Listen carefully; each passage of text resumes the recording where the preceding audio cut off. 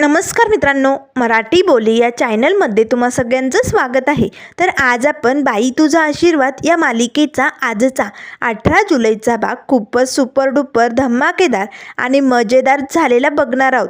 कारण इथे आता इंटरव्ह्यूसाठी निघालेल्या राजा अवनीचा पाठलाग या महेश देशमानेने करताच आता ऐन वेळेस नानांनी कसा प्लॅन बदलला आणि या सगळ्यामुळे कशी फजिती झाली हे सगळं आपल्याला बघायला भेटणार आहे.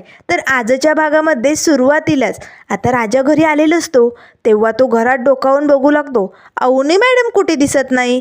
त्याच वेळेस आता यशोदाचं लक्ष या भामट्या राजाकडे जातं. यशोदाच्या सगळं काही लक्षात आलेलं असतं.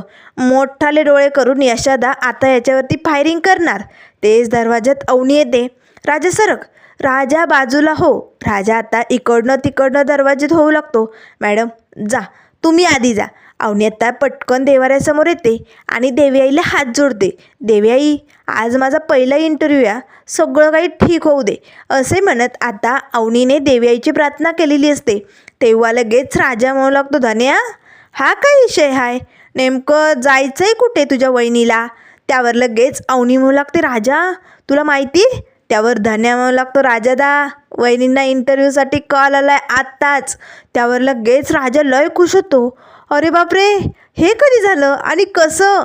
हे बघा मॅडम, मी म्हटलं होतं की नाही, होप लय टफ चीज आहे आणि तुम्हाला नक्की नोकरी मिळणार. बघा बघा, मी म्हटलं ते खरं झालं की नाही. त्यावर लगेच यशोदा मोठाले डोळे फाडून या राजाकडे बघतो. त्यावर लगेच अवनी म्हणू लागते, यशोदा पण एक टेन्शन आलं हो. पहिला इंटरव्ह्यू ना माझा, काय प्रश्न विचारले जातील, मी कसे उत्तर देणार. या सगळ्यामुळे ना खूप टेन्शन वाढलं आहे माझं. काय करावं काही सुचत नाही आहे. त्यावर राजा म्हणू लागतो, टेन्शन. अहो प्रत्येक टेन्शनवरती सोल्युशन आहे की राजाकडे. तुम्ही टेन्शन घेऊ नका, समजा काही ठीक होणार आहे. चला पटकन आपण ना तुमचा जस्ट इथे एक इंटरव्ह्यू घेऊ. त्यावर लगेच आता अवनी म्हणू लागते, इथे इंटरव्ह्यू. त्यावर लगेच राजा पटकन खुर्ची देतो. बसा मॅडम, तुम्ही यावरती बसा, आता तुमचा इंटरव्ह्यू मी घेणार. त्यावर अवनी म्हणू लागते, राजा अरे मी आर्किटेक्ट आहे, माझा इंटरव्ह्यू तुला घेता येणार आहे का. नाही जमणार तुला, असं कोणी कसं इंटरव्ह्यू घेईल माझा. त्यावर लगेच राजा म्हणू लागतो, हे बघा इंटरव्ह्यू सुरू झाला आहे, जस्ट तुम्ही आता आतमध्ये आलाय की नाही, मग sit down please, sit down. आता इंटरव्ह्यूला सुरुवात झाली. फर्स्ट प्रश्न विचारला जाणार आहे. First question is a ready. आता लगेच धन्या म्हणू लागतो, चला चला, हो हो चालेल, इंटरव्ह्यू घेऊनच टाकूया. त्यावर लगेच राजा म्हणू लागतो, तुमच्यासाठी फर्स्ट क्वेश्चन, तुमचं नाव काय. त्यावर लगेच अवनी म्हणू लागते, अवनी देशमाने. त्यावर लगेच आता धन्या म्हणू लागतो, साप चुकलं, गलत जवाब, चुकलं, पहिलाच क्वेश्चन चुकला. त्यावर लगेच राजा म्हणू लागतो, बरोबर तर सांगितलं आहे ना, चुकला कुठे. त्यावर धन्या म्हणू लागतो, अवनी वहिनी आता तुम्ही देशमाने नाही राहिलात, तुम्ही धनराज दांगट झालात. अवनी धनराज दांगट हे नाव सांगावं तुम्ही. त्यावर लगेच राजा म्हणू लागतो, लग्न झालं म्हणजे नाव बदललंच पाहिजे का, असं कुठे लिहिलं आहे का. त्यावर धन्या म्हणू लागतो, हो रे दादा, लग्न झाल्यानंतर नवऱ्याचं नाव लावं लागतं ना. त्यावर लगेच राजा म्हणू लागतो, नाही असं करायची काहीही गरज नाही आहे. हे बघा कसं आहे ना, मुलीचं लग्न झाल्यानंतर तिचं घर बदलतं, माणसं बदलतात, सगळं काही चेंज होतं. मग तिने आपलं नाव का बदलावं. तिचं नाव बदलायचं आहे की नाही हा सर्वस्वी तिचा अधिकार असतो आणि मला काय वाटत नाही तुम्ही दुसऱ्यांचं नाव लावावं. तुमचं नाव अवनी चंद्रकांत देशमाने अगदी बरोबर आहे, करेक्ट आन्सर. त्यावर लगेच अवनी म्हणू लागते, एक्सक्यूज मी सर, तुम्ही चुकताय. मी नाव काय सांगितलं, अवनी देशमाने. जोवर मी स्वतःला सिद्ध करत नाही तोवर मी माझ्या बाबांचं नाव लावणार नाही असं मी ठरवलं आहे. तेव्हा लगेच आता राजा म्हणू लागतो, एक्सलंट, एक नंबर भारी, this is a very very very good answer, एकदम भारी. चला आता दुसरा प्रश्न, दुसरा क्वेश्चन आता तुम्हाला विचारला जाणार आहे. तुमचं शिक्षण किती, नाही म्हणजे काय शिक्षण आहे तुमचं. त्यावर अवनी म्हणू लागते, मी आर्किटेक्ट आहे. तेव्हा लगेच आता राजा म्हणू लागतो, अच्छा आर्किटेक्ट. त्यावर लगेच आता अवनी म्हणू लागते, आर्किटेक्ट, एज्युकेशन आणि गोल्ड मेडलिस्ट. तेव्हा लगेच आता राजा म्हणू लागतो, वा काय नंबर 1 आहात तुम्ही, एक नंबर, गोल्ड मेडलिस्ट, एक नंबर भारी. चला तिसरा क्वेश्चन, तुम्हाला टक्के किती आहेत. त्यावर लगेच धन्या म्हणू लागतो, 98. त्यावर अवनी म्हणू लागते, ते 10वीचे टक्के आहेत. तेव्हा धन्या म्हणू लागतो, हो का, नंतर किती पडले होते. त्याच वेळेस आता राजा म्हणू लागतो, बरं चला तो क्वेश्चन झाला, पुढचा क्वेश्चन सर्टिफिकेट दाखवा. चला पटकन. आता अवनी लगेच आपला चेहरा पाडते, कारण तिच्याकडे सर्टिफिकेट नसतात ना. त्याच वेळेस राजा म्हणू लागतो, नो प्रॉब्लेम, सर्टिफिकेटची गरज नाही आहे. अहो 300 फुटावरनं कळतंय तुमच्यात किती टॅलेंट भरला आहे ते.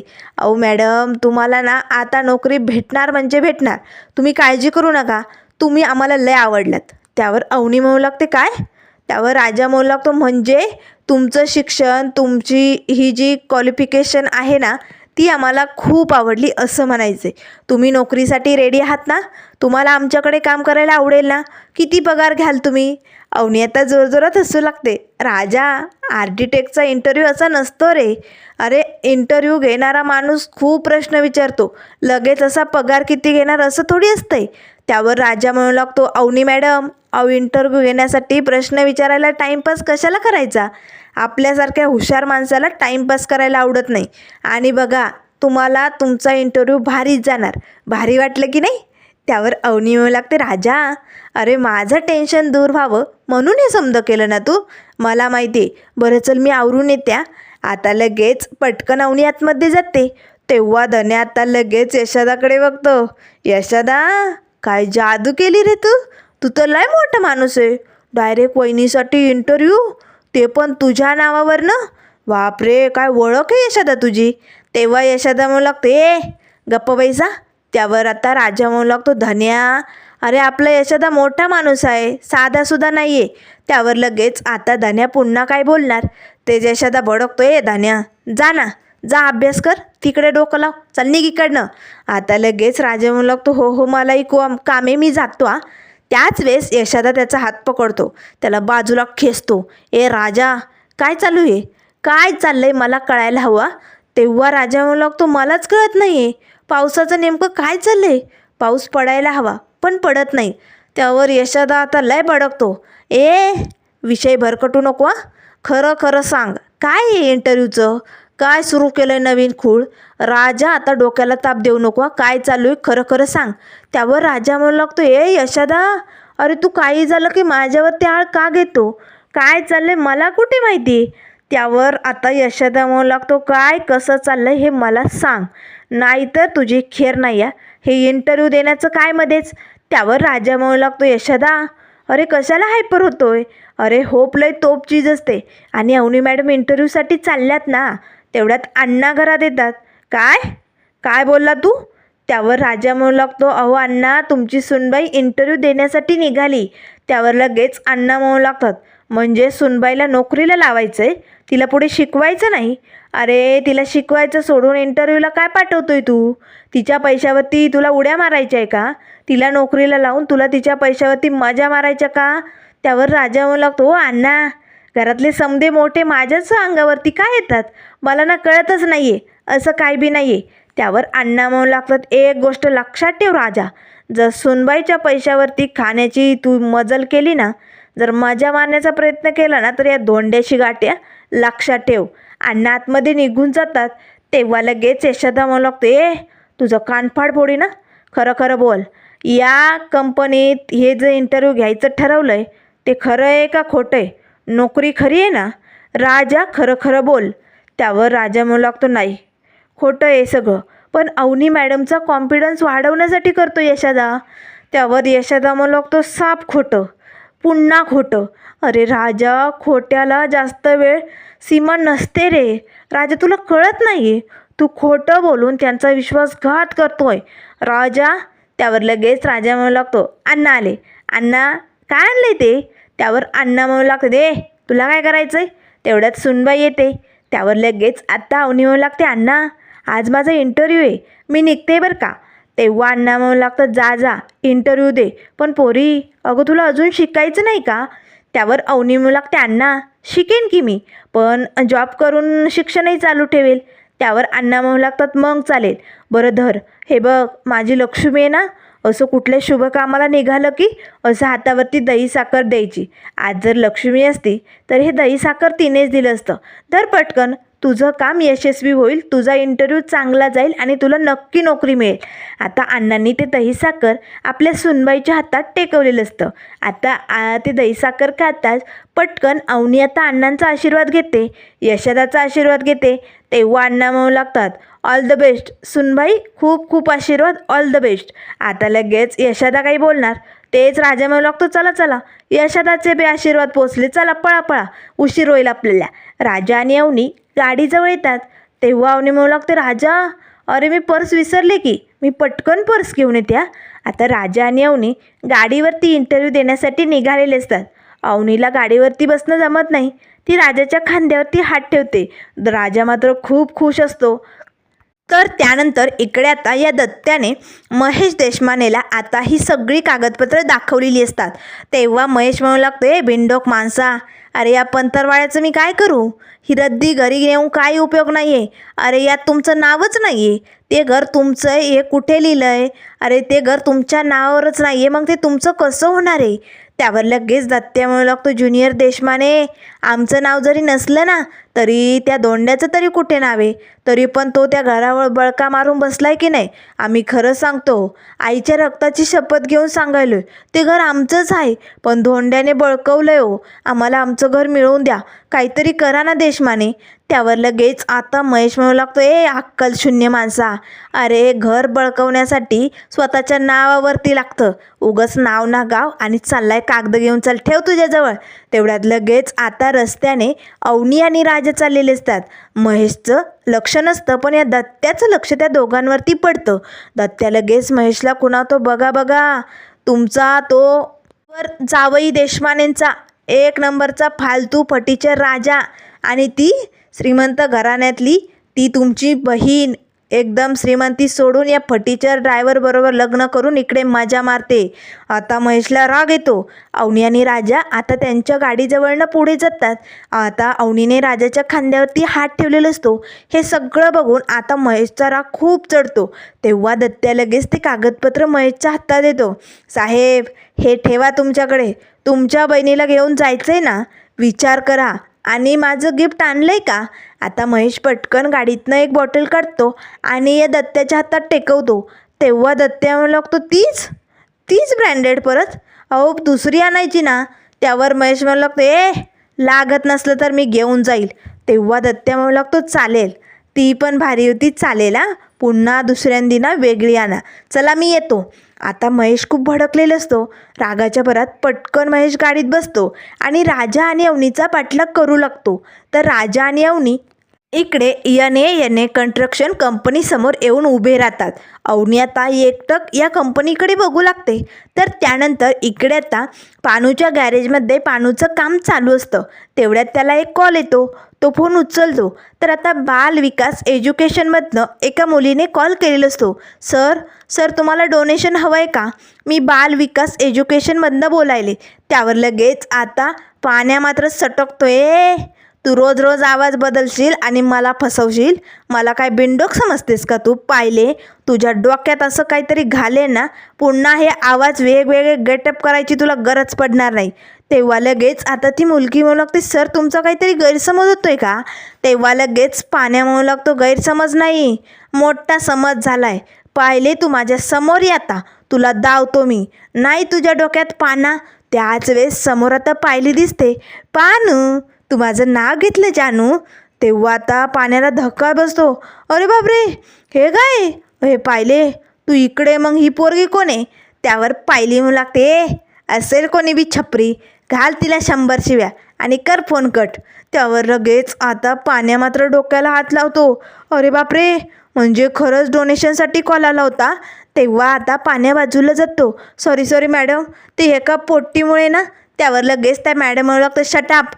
आता लगेच त्या मॅडम फोन ठेवतात. पानूला मात्र लय राग येतो. पण ही पायली आता जरा दाताळ काढून हसू लागते. तेव्हा पानू तिच्याजवळ येतो. पायले लय भडकतो. पानू शांत, धनपाल दांगट शांततेत घे. त्याच वेळेस पायली म्हणू लागते, झाला शांत तू?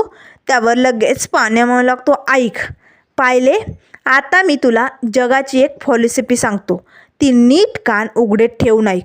हे बघ, एखाद्या चांगल्या गाडीला जर बंद पडलेलं मशीन लावलं ना, तर त्या गाडीची आयुष्यभराची फडफड सुरू होते. आणि माणसाचं बी तसंच असतं. एकदा जर माणूस खोटा वागायला लागला ना तर आयुष्यभर तो खोटारडाच ठरतो. आणि तुझ्यासारखी खोटारडी माणसं मला आवडत नाही. आता इथून पुढे तू काय बी केलं ना तरी पाहिले, मी तुझ्यावरती कधीच विश्वास ठेवणार नाही.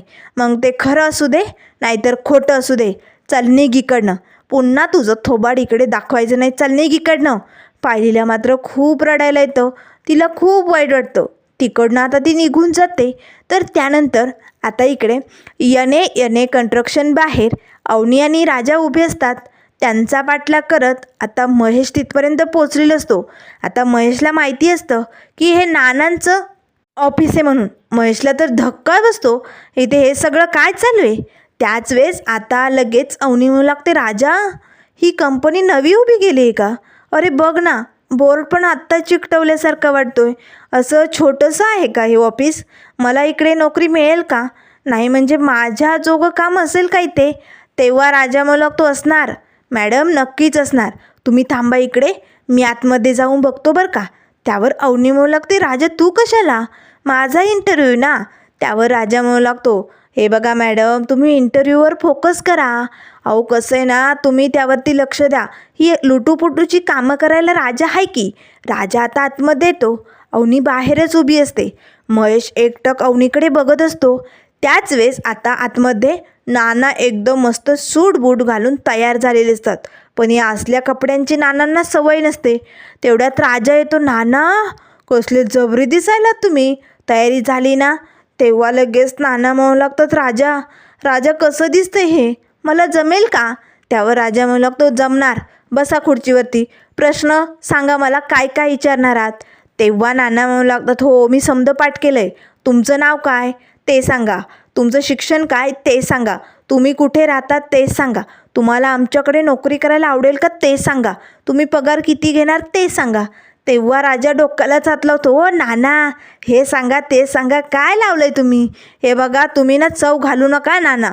तेव्हा नाना म्हणू लागतात, राजा अरे मी 10वीला असताना एवढा अभ्यास केला नाही एवढा तुझ्या या इंटरव्ह्यूसाठी करतोय मी, आणि तू मलाच नावं ठेवतोय? नाही जमणार. त्यावर लगेच राजा म्हणू लागतो, सॉरी नाना, तुम्हाला लय बेस्ट जमतं या, एकदम भारी. असंच करा, मी जातो आणि त्यांना आतमध्ये पाठवून देतो. तुम्ही इकडे रिलॅक्स राहा, मोठा श्वास घ्या आणि दमानं करा सगळं काही. चालेल? दमाने प्रश्न विचारा. मी जातो. राजा बाहेर येतो. आता बाहेर टेबलवरती जो मुलगा बसलेला असतो ना त्याला राजा सांगतो, हे बघ आता मॅडम आतमध्ये येतील, त्यांना तू म्हणायचं जस्ट वेट करा, सर आहे आतमध्ये, मी तुम्हाला आतमध्ये पाठवतो इंटरव्ह्यूसाठी. चालेल? तो मुलगा आता हो म्हणतो. राजा आता बाहेर येतो. त्याच वेळेस अवनी म्हणू लागते, राजा काय झालं आहे? तेव्हा लगेच राजा म्हणू लागतो, अवनी मॅडम आहे, इंटरव्ह्यू आहे आणि मी चौकशी केली बरं का. हे फक्त त्यांचं छोटंसं ऑफिस आहे, मोठं ऑफिस दुसरीकडे. इथे फक्त ते इंटरव्ह्यू घेतात, दुसरं काही नाही करत. आणि यशदाने तुमचं नाव सुचवलं हे पण सांगितलं आहे त्यांनी. त्यामुळे तुम्ही टेन्शन घेऊ नका, छान असा इंटरव्ह्यू द्या. चालेल? त्यावर अवनी म्हणू लागते, राजा ऑल द बेस्ट कर ना मला. राजा लगेच अवनीचा हात पकडतो. All the best. आता त्या क्षणाला महेशचा राग आणखीन वाढतो. महेश लगेच या नानांना कॉल करतो. नाना फोन उचलतात. बोला पटकन, कोण आहे? त्यावर लगेच आता महेश म्हणू लागतो, तुमचं ऑफिस बदललं आहे का? त्यावर नाना म्हणू लागतात, नाही. तेव्हा महेश म्हणू लागतो, मग तुला सांगितलं होतं ना त्या राजाच्या फंद्यात पडायचं नाही. मग तुझं ऑफिस हे येणे कन्स्ट्रक्शन झालं आहे कसं? त्यावर आता देशमानेंचा फोन आहे. म्हटल्यानंतर नाना घाबरतात. हे बघा देशमाने, मी राजाला नोकरीवरनं काढून टाकलं आहे हो. त्यावर देशमाने म्हणू लागतात, मग राजा आणि ती अवनी तुझ्या ऑफिस बाहेर काय करतायत? आणि हे बोर्ड वगैरे का बदललेत? खरं खरं सांगा. त्यावर नाना म्हणू लागतात, हे बघा देशमाने, मी ना माझं ऑफिस शूटिंगसाठी भाड्यासाठी दिलं आहे हो, मी नाही आहे तिकडे. त्यावर महेश म्हणू लागतो, माझ्याशी कोटारडेपणा करू नको. आतमध्ये जर आलो ना तर तुझी अशी धुलाई करेन ना. त्यावर नाना म्हणू लागतात, नाही मी खरं सांगतोय, आजचा दिवस मी भाड्याने दिलं हे सगळं, त्यामुळे मी इकडे नाही आहे. चला ठेवा फोन. आता लगेच महेशचा फोन आल्यामुळे नाना खूप घाबरून जातात. महेशला मात्र खूप राग येतो. त्याच वेळेस नाना बाहेर येतात. बाहेर आता कॅम्प्युटरवरती जो मुलगा बसलेला असतो ना, नाना त्याला म्हणू लागतात, आत्ता जर इथे कोणी आलं ना त्यांना सांग सर इथे नाही आहे आज इथे इंटरव्ह्यू वगैरे काही होणार नाही आहे असं सांग. त्यांना आतमध्ये येऊ देऊ नको हां. मी इथे असं अजिबात सांगू नको. नाना पटकन आतमध्ये जातात. त्याच वेळेस आता अवनी आणि राजा येतात. तेव्हा अवनी म्हणू लागते, एक्सक्यूज मी सर, आज इकडे इंटरव्ह्यू आहे ना, मला सरांनी बोलावलं होतं. त्यावर लगेच आता तो मुलगा म्हणू लागतो, नाही सॉरी मॅडम, असा इंटरव्ह्यू वगैरे इथे काही होणार नाही. राजा आणि अवनीला धक्का बसतो. तेव्हा राजा म्हणू लागतो, नाही म्हणजे ओ सर, काय बोलायला तुम्ही? अवनी मॅडमला कॉल आला होता तुमच्या ऑफिसमधनं. सरांनी 11 वाजता इंटरव्ह्यूला बोलावलं आहे ना. त्यावर लगेच आता तो निलेश म्हणू लागतो, नाही असा इंटरव्ह्यू इथे होणारच नाही आणि मुळात म्हणजे सरच नाही आहेत. त्यावर लगेच राजा म्हणू लागतो, थांब मी बघूनच येतो. तेव्हा अवनी म्हणू लागते, राजा तू असा आतमध्ये कसा जाणार? त्यावर राजा म्हणू लागतो, मॅडम तुम्ही थांबा इकडे. राजा आतमध्ये येतो. अवनी आता बाहेरच उभी असते. राजा आता ऑफिसमध्ये केबिनमध्ये येतच बघू लागतो, नाना कुठे दिसत नाही आहे. नाना कुठे गेले? त्यावर लगेच आता नाना मात्र टेबलखाली लपून बसलेले असतात. कारण आता त्यांना राजाच्या या प्लॅनिंगपासून दूर राहायचं असतं. नाहीतर देशमाने काय करतील सांगता येणार नाही. पण राजा आता नानांना कसं पकडणार, अवनीचा इंटरव्ह्यू कसा होणार, हे सगळं आपल्याला बघायला मिळेल. तर त्यानंतर मित्रांनो पुढील भागामध्ये आपल्याला बघायला मिळेल. इथे आता राजा आणि अवनी घराकडे निघालेले असतात. त्याच वेळेस महेश आता भर रस्त्यात गाडी थांबवतो आणि अचानक आपल्या गाडीचा दरवाजा उघडतो. राजा आणि अवनी पडणार. तेच आता राजाने गाडीचं ब्रेक दाबलेलं असतं. तेव्हा अवनी जोरात ओरडते, तुला दिसत नाही? मुद्दामून दरवाजा उघडला ना? काय करायचं होतं तुला? आम्हाला पाडायचं होतं का? त्यावर लगेच महेश म्हणू लागतो, अवनी आधीच तू एवढी पडली ना, तू आणखीन काय पाडणार आहे आम्हाला? हे बघ, तुझ्यामुळे ना आमची एवढी नाचक्की झाली ना, ती आम्ही विसरणार नाही. त्याचा बदला आम्ही घेणार. तेव्हा अवनी म्हणू लागते, वा दादा, तू मोठा भाऊ आहेस ना माझा. अरे मी यासाठी तुला रक्षाबंधनला राखी बांधली का? सांग ना. त्यावर महेश म्हणू लागतो, जशी राखी बांधली ना तशी राख करून टाकली तू त्याची. एक गोष्ट लक्षात ठेव अवनी धनराज दांगट, एक दिवस तू स्वतःच्या पावलांनी आमच्या घरात येणार, भीक मागणार आमच्या घरात येण्यासाठी. बघ तू माझा शब्द आहे. त्यावर लगेच आता राजा मात्र या महेशकडे रागानेच बघतो. तर आता पुढे अवनी आता या महेश देशमानेला काय उत्तर देणार, पुढे काय काय होणार हे बघणं खूप मजेदार असणार आहे. त्यामुळे मित्रांनो अशाच मालिकेंच्या अपडेट पाहण्यासाठी चॅनलला लाईक करा, सबस्क्राईब करा.